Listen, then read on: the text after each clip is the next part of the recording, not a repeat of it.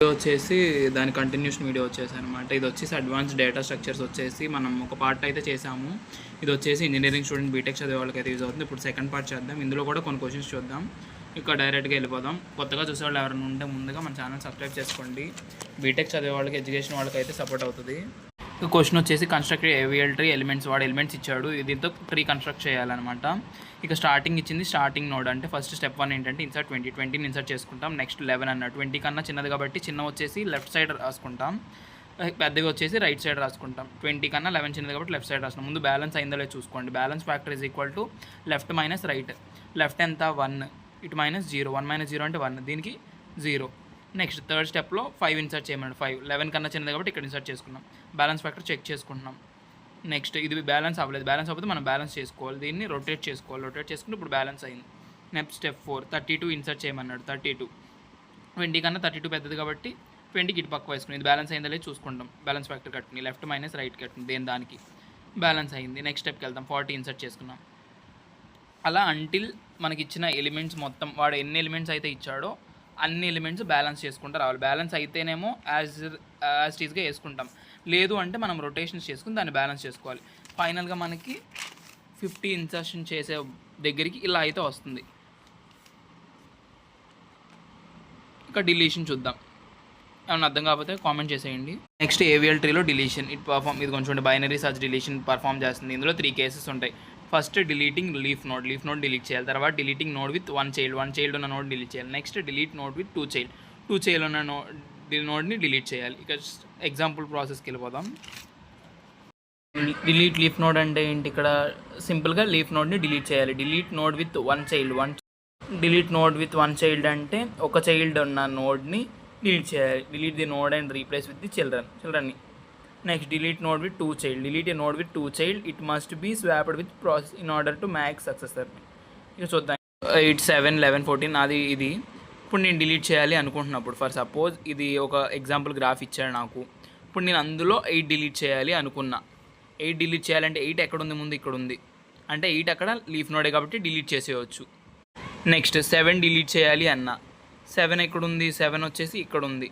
అంటే 7 డిలీట్ చేస్తే మనం 4 అనేది పైకి వెళ్తుంది, స్వాప్ అవుతుంది కాబట్టి 7 కూడా డిలీట్ చేసేయచ్చు.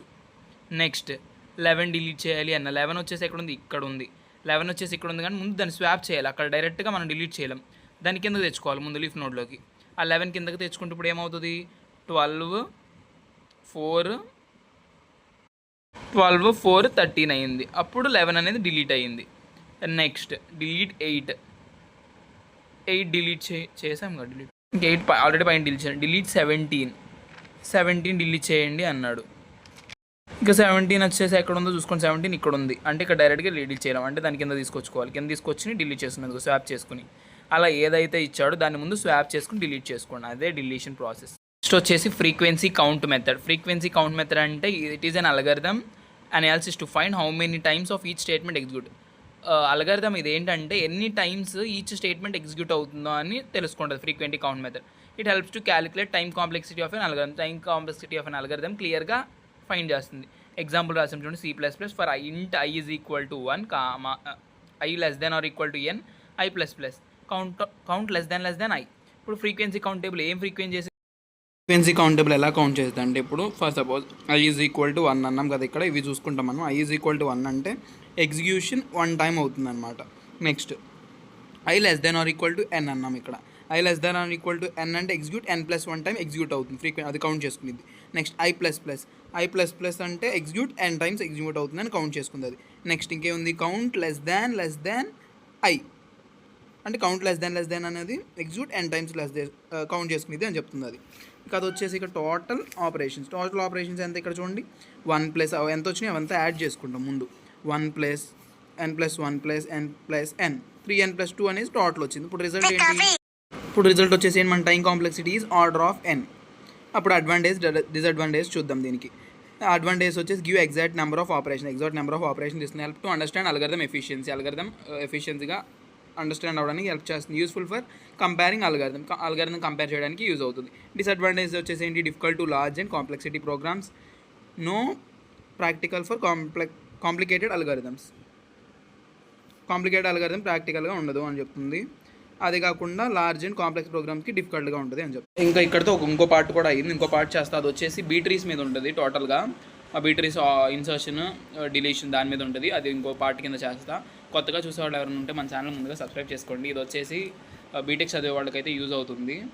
ఇంజనీరింగ్ చదివే వాళ్ళకి ఇది వచ్చేసి ADS advance data structure unit 1 part 2 వీడియో. పార్ట్ 1 ఎవరైనా చూడకపోతే అందులో చూసేయండి. Okay bye, signing off. మళ్ళీ నెక్స్ట్ వీడియో కలుసుకుందాం.